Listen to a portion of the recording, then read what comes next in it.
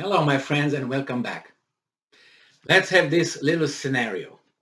You have a guy, another guy, and this guy is beating the other guy. And when this guy is beating the other guy, who do you think is going to ask for the hostilities to stop?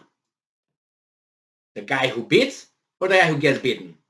Who is more likely to say, stop? This guy? No, because he's beating this guy. So the other guy is more likely to say, stop, initiate the talk, stop. All right, now that we have that cleared, let's talk about the article I found here. And this article comes from Republic World from today. Actually, over there is already, no, it's still there. It's from today, May 14th, 2022. This is a title. Putin, Scholz hold discussions over Ukraine situation. Outlines progress of peace talks. Okay. So we have now the third party talking with the aggressor, right? So we've been told already that Russia is losing, can't advance anywhere. Putin is dying because of blood cancer. He's not doing well. A coup is underway, ongoing. It's impossible to stop it. All these things. The Russians are losing manpower, military equipment and all that. And all of a sudden, the guys who are supposedly winning are contacting the losers, the losing team, and tell them, hey, how about we talk about peace? Now, is that logical? Or you can say, well, no, they have a big heart and they're good and they want to stop the carnage. That's what it is, right? Okay, maybe that you can find in some religious books or maybe in some fairy tales or, things like that. Not in real life, most likely. So we have here German Chancellor. Oh, by the way, lately there were some calls directed to Putin, initiated by other people, to the Russians in the past 2 days. One was General Austin of United States, correct? The other one was the Finnish president. Macron, I think, called, or France called Putin a few days ago. Now we have Olaf Scholz calling Putin. So why are these guys who are winning calling Putin and his entourage? Austin called Shoigu, his counterpart. So German Chancellor Olaf Scholz spoke to Russian President Vladimir Putin on Friday, 13th of May. The two leaders discussed Ukraine situation in a phone call.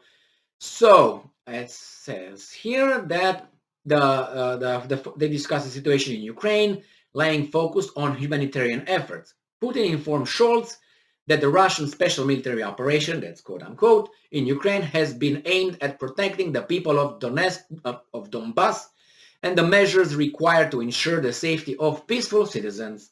During the conversation, Putin shared details regarding talks between Russia and Ukraine and blamed Kiev for thwarting negotiations between the warring nations. In the telephonic conversation, Putin averted that civilians held by Ukrainian troops at Mariupol's Azovstal plant have been evacuated with the help of the United Nations and the International Committee of the Red Cross. During the conversation, both Putin and Scholz emphasized that the militants professing the Nazi ideology continue to be involved in gross violation of international humanitarian law and resorting to inhuman terrorist ways, according to the readout of the conversation released by the Kremlin. Both the leaders agreed to continue the discussion and prevailing issues through different channels. The talks between them were conducted at the initiative of German side. Repeat. The talks between Vladimir Putin and Olaf Scholz were conducted at the initiative of the German side. All right. Olaf Scholz, after he spoke with Putin, he said that discussions, he called the claims regarding Nazis rule false. According to Scholz, he discussed Russia's responsibility for the food situation across the world. Everything now is Putin's fault. During his talks with Putin, notably, the talks between the German and Russian came 2 days after the German Chancellor held talks with the Ukrainian President Vladimir Zelensky. So there are Germans initiated. So as you might know, in diplomacy, whoever initiates a conversation with a counterpart is viewed as is going to be a strong word, the weaker side, the side that wants something, being in a inferior. I'm sorry, I'm going to use inferior and superior. Okay, my bad. Anyway, so the inferior position versus the other person. So here it seems like these guys from NATO who are winning are calling the losing side and tell them, hey, are you gonna call for peace or what? Are you gonna surrender? And the guys are like, we didn't call you. So this is how things go. Logic doesn't really work here. This is special because these guys are concerned with the humanitarian efforts, and the evil Russians somehow are just evil, and they have to act because the evil, they will not act in a positive way. So you have to, rear them like you have a toddler, and you, okay, now you go over there, use the bathroom right now. Okay, so this is how we're supposed to think things happen. But it's a very concerning thing. I mean, not concerning, revealing, that's the word. Revealing situation. These guys in the past 5 days, 4 days, 3 days, bam, bam, bam, bam, they called these guys. Whereas for about, I don't know how many days, there was like, beep, quiet, nothing, dead. So I'm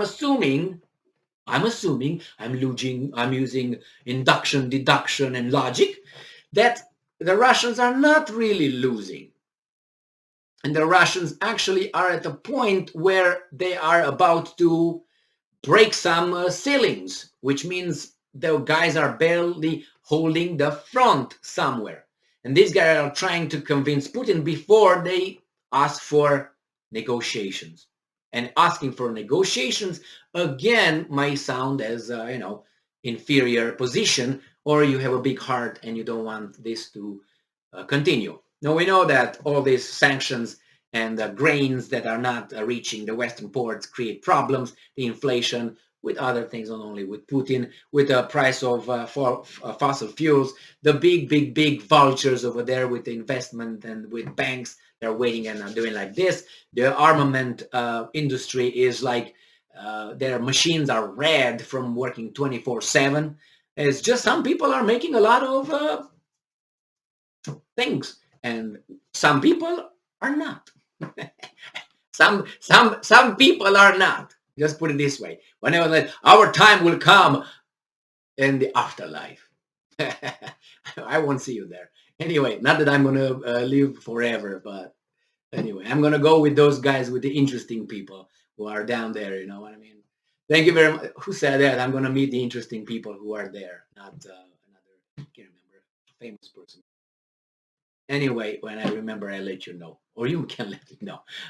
Thank you very much for being with me again today. Stay strong, stay smart, look for the truth, and be just. I think it was Nietzsche, but I'm not certain. Or maybe Schopenhauer. See ya.